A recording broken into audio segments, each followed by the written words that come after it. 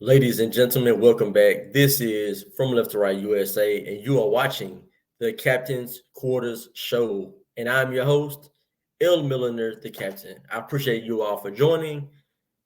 This video is about the story out of Hoover, Alabama, which is a suburb of Birmingham, Alabama. And it's about Carlee Russell. This has been a very polarizing story, and I think that I'm gonna give more clarity to my views on her story, her going missing and then being found, and just kind of give my storyline of how I came to the conclusions that I came to. And then I want to talk about a broader issue connected to this story in particular. So let me start it off by saying, this lady's been missing. Well, she was missing for, several days. And I found out about her case maybe about 4 days ago or so. I heard about it. And initially, like most people, react, I wanted her to be found safe and sound and return home, point blank, period. Now, I kept hearing about it. So I kept seeing other, media personalities discussing it, talking about the disparity of how Black women don't get, as much love in the media when they're missing as white women or little white girls and so on and so forth. And just how they thought that was, they wanted this case in particular to get way more coverage than apparently it was getting. But I was seeing it everywhere, so it was getting a good amount of coverage. So I decided, you know what, let me look this up. Let me go and read about it to find out more about the scenario, the timeline of what happened. So I went and started reading about it. And so one of the first things I read was that Carlee initially made contact with police. She called Hoover PD and claimed that while she was on the interstate, the 459 interstate, that she got very specific. She said she saw a white male toddler, okay, like a 2 or 3-year-old in a diaper walking along the interstate or near the interstate, something along those lines. Okay, that's very specific. Okay, so I'm like, all right, you saw that. Well, police get there, which was like in under 4 minutes. Okay, it's a great response. There's no Carlee, there's no child. Okay, so I'm keep reading the story, and then it goes to another topic of the story. I'm like, okay, well, no, what about this toddler? Okay, who else saw the toddler? I'm just my initial thought was like, who else called in to report a toddler walking along the interstate? There's no way that this Carlee lady was the only person out of all these hundreds of cars that's riding by on the interstate that saw this child, that saw specifically a white male toddler in a diaper. No other person called to report that there was a child walking along the interstate. Only Carlee did. That's a big red flag. That alone almost destroys the whole scenario of what apparently allegedly happened, because that makes zero sense. But then keep going, and the sister was apparently on the phone, so she called the police and she called her sister as well. And so she's talking to her sister. Her sister says she can hear Carlee ask the child, are you okay?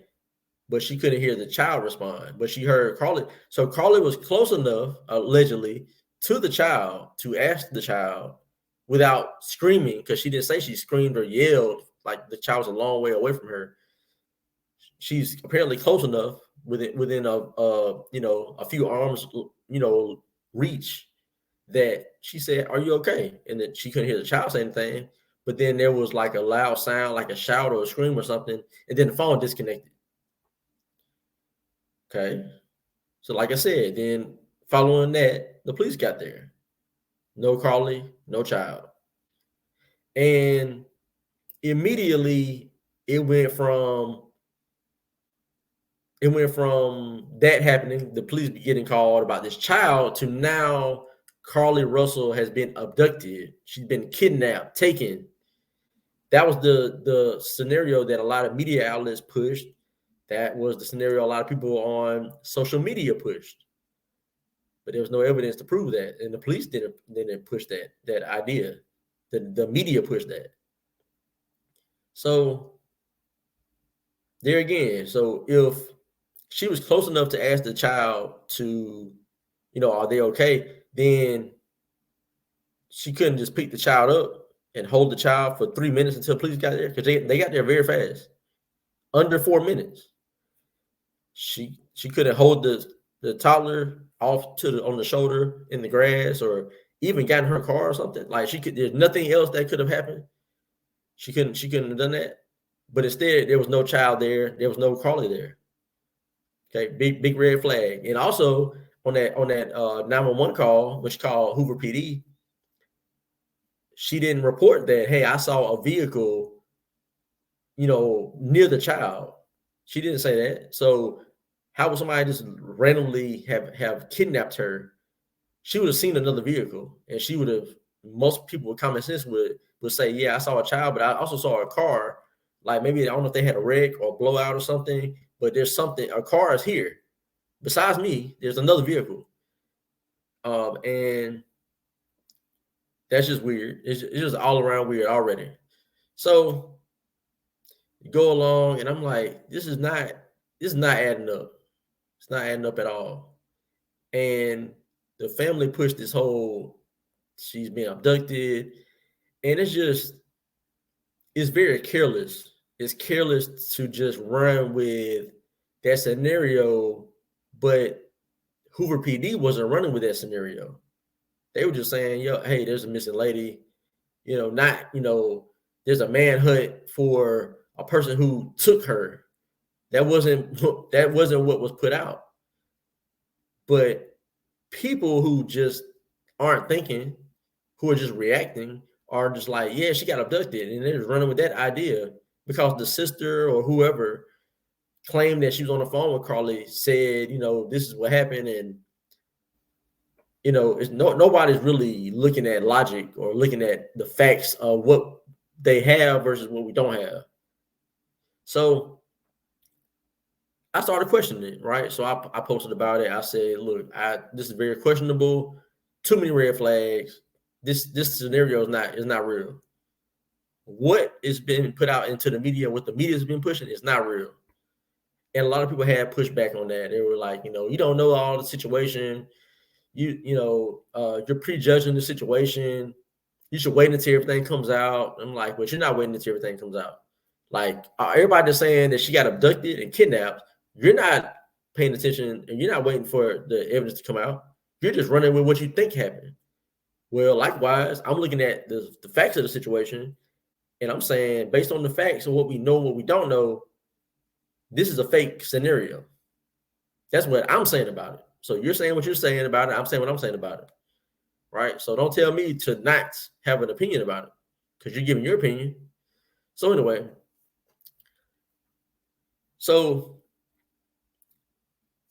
of course, everybody knows by now, Carlee Russell popped up, came home on her own accord, right? No group of people, no person, individual called and said, hey, we want such and such amount of money for Carlee. We want this or we want that in her safe return. None of that happened, right? She came back home.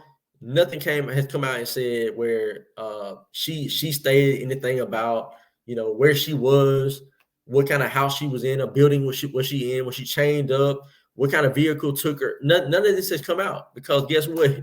She wasn't kidnapped, right? She wasn't kidnapped. There was no child. Okay, so that whole scenario was made up.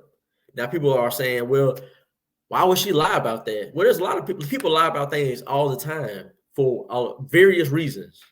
reasons that we would never know. Sometimes we would never know the reason. And sometimes the reason is so outlandish, we're like, why'd you lie about that though?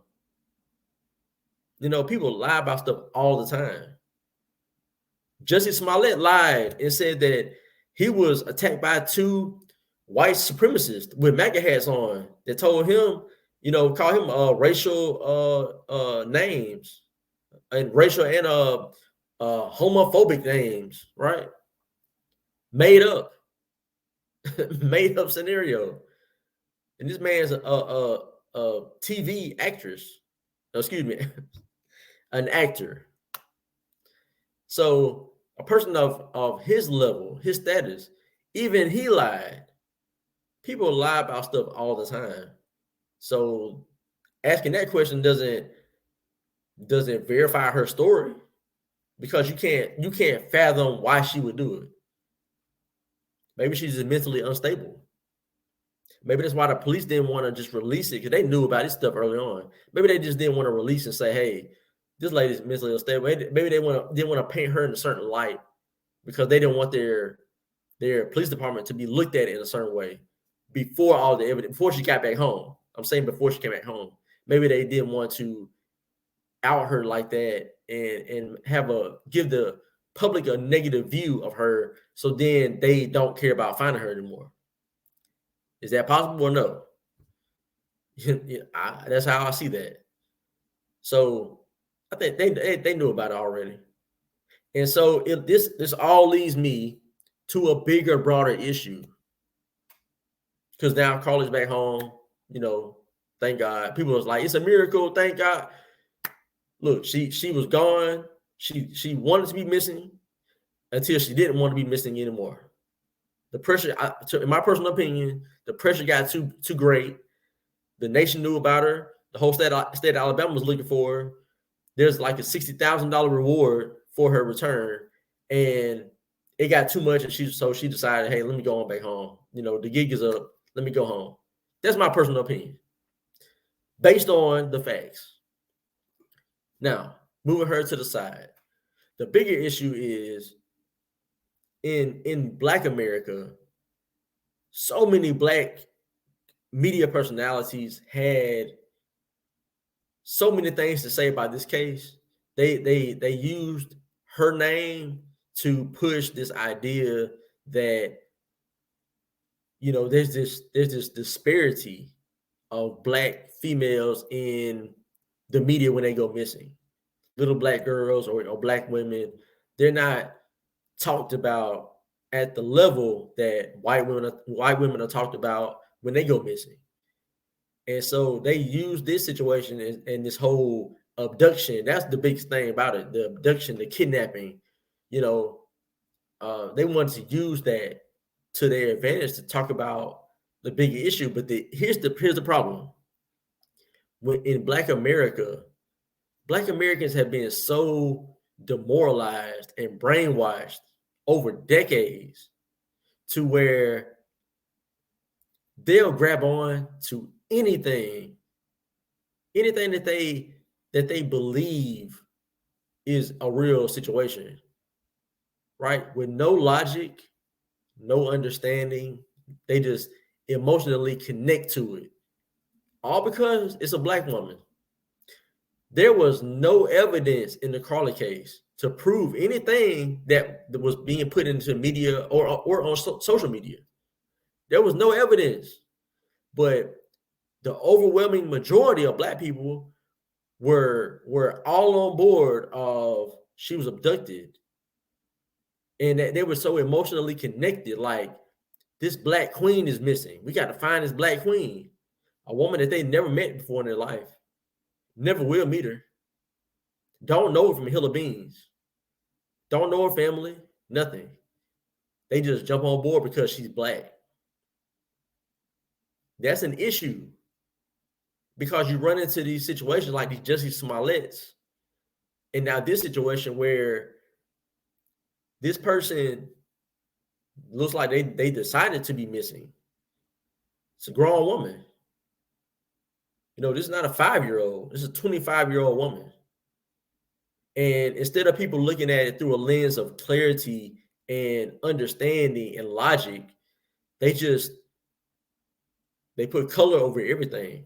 Color comes first before anything else, before any evidence, any facts.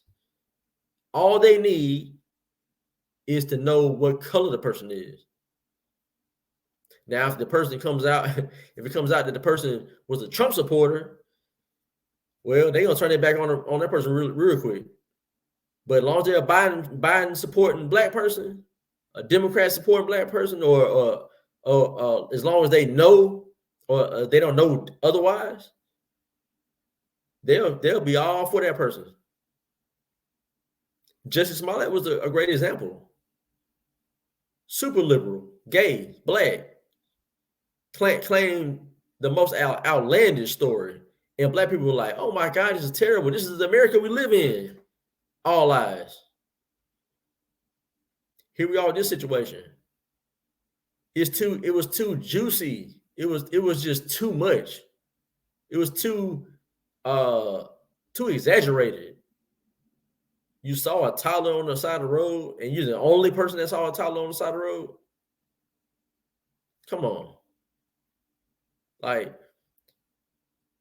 this is just it's really sad what has happened to, Black America, to where they just feel so, they act on emotion and they don't act on logic. They don't take their time with anything. We see it with police shootings all the time. A person can, the young lady in Ohio, I think her name was like Michaela Bryant or something like that. I might have her first name wrong, but y'all know who I'm talking about. A couple years ago, she was getting into a fight with another young lady and went to stab the young lady with a knife. Went like in the act of trying to stab the girl. And police showed up right in time and shot and killed her. And LeBron James put out a tweet or something talking about put the picture of the officer who saved that young black girl's life from getting stabbed. He said, "You're next." What's it supposed to mean? Who knows? But it's not something good, because he didn't mean that in anything positive. He looked at the officer like he was wrong. He saved a young girl's life, potentially saved her life, because she was going to get stabbed and injured at the least. And instead of sitting back and saying, you know what, based on this scenario, he acted within his, what he should have done as a police officer, preserve life. That's what he did. But instead of that, LeBron James jumped on that hate bandwagon, and other black people joined in without even knowing the situation. We've seen case after case after case, Mike Brown, et cetera, where these lies come up about people doing hands up, don't shoot. And that was never said. The guy who was with Mike Brown at the time of him getting shot and killed, he got on the news and lied, saying he made all that up about the hands up, don't shoot stuff. And then came out later and he admitted it. Yeah, I did lie. Truth was, he didn't even stay. He didn't even stay with his so-called friend, Mike Brown. He ran away and then had the audacity to get on the news and lie as if he was there the whole time and saw the whole thing. All of it was based on lies. And Black America ate it up. They thought it was just the best thing since Martin Luther King. We over here fighting against the system. Except this young man went, robbed the store, assaulted the man at the store, left, fought the officer that made a contact with him, fought him, and the officer had cuts and bruises and everything to prove it, and defended himself. And Mike Brown's not here anymore. Not because the officer was just randomly just being, being a butthole about a black man walking down the street. No. He was investigating something. And then one thing led to another. But we have to stop doing that for all these cases. Y'all need to stop doing that. If you're doing that, if you act like that, you get that emotionally connected to people that you've never met before. You need to cut it off a little bit. You can have a sense of caring and wanting the best for somebody without being all in, crying and stuff over a person you've never met before. We don't even know any information. You need to take a step back, right? Especially you men out there, take a step back. Stop getting so emotionally involved in situations. Unless it's your wife, your mom, your daughter, or something like that, your sister, somebody that you know, and you know their mentality and their spirit and stuff, and you know that it's highly unlikely that they would just go missing. Unless you know them, don't stop jumping on the bandwagon of situations where you have this much information, because it hurts everybody else down the line. Because now, every time, personally, when I hear about these black people that they have these terrible things happen to them, I question it automatically. Because there's so many people that have lied and made up things, and they've done things themselves or to themselves and made them look like somebody else did it. So I question it. I question everybody. I don't care if you're black, white, blue, purple, green, yellow, doesn't matter. I question things anyway.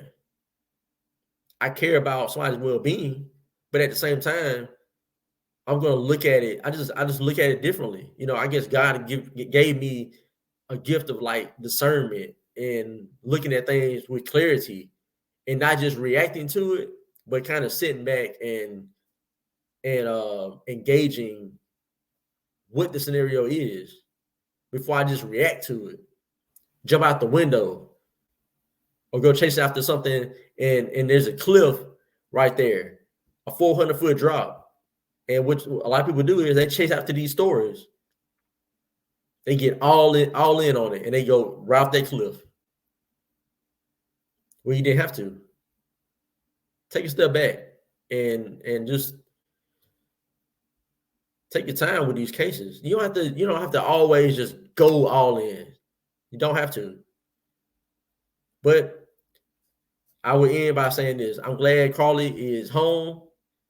You know, I hope that she is, the help that she needs. I know they said she went to the hospital right after coming home. So hopefully they get her the help that she needs and whatever that looks like, But I appreciate y'all for watching. If y'all let me know, what your comment is on this story and any of these other stories that come out where people are missing. Do you ever question these missing stories? Or are you just all in on whatever the vibe is from everybody else about it? Do you just jump in with what they're saying and agree, or do you question these things? Do you want to look at more info, get more evidence? Y'all let me know. Let me know what y'all think about what I said and also about this story in general down in the comment section. Leave me a like, give me a share, and hit that subscribe. I appreciate y'all. I am L. Milliner, the captain. You are watching the Captain's Quarters via From Left to Right USA. Appreciate y'all. Visit my website, FromLeftToRightUSA.com. You see it on my shirt. Love y'all. Till next time.